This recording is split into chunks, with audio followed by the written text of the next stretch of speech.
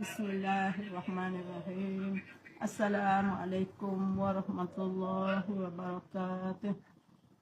Kepada pesakit-pesakit lain, Mokcik ni nak seru supaya belilah produk ni kerana Mokcik alhamdulillah Tuhan beri.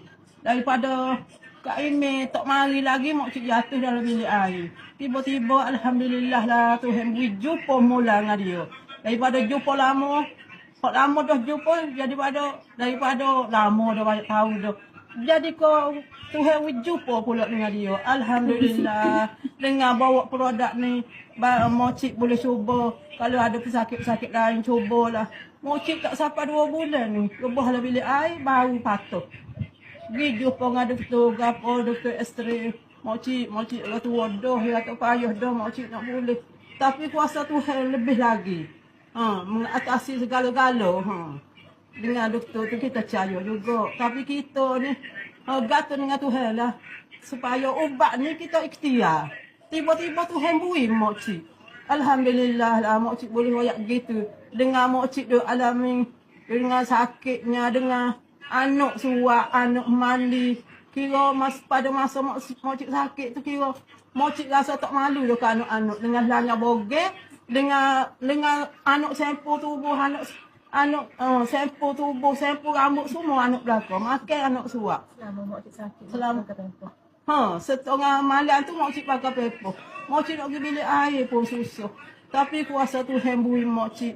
Dengan jumpa dengan Kak Ime ni, Allah alhamdulillah lah Tuhan beri nak royaknya. Selepas mandi, setiap kali mandi, Mokcik sapu ubat ni.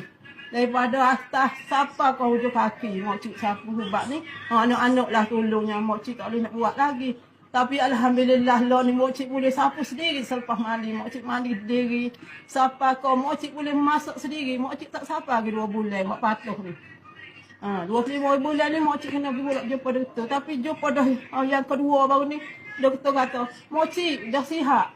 Allah doktor, alhamdulillah lah kata sihat. Tak ada dah hak patuh tu. Dengan Mokcik duduk amal sapu.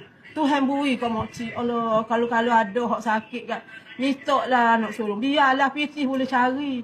Mokcik tak suka ni Mokcik boleh jadi setara ni. Kerana kita ikhtiar lah. Tuhan beri lah ke mana-mana. Sakit Tuhan beri. Dia suruh ikhtiar. Daripada makan anak suak, anak mandi, gapo-gapo anak belakang. Mokcik tak mampu nak buat sebab nak akak pun tak boleh tangan ni. Dengan bekoknya, dengan hak patuh. Malu lah dia patuh kak.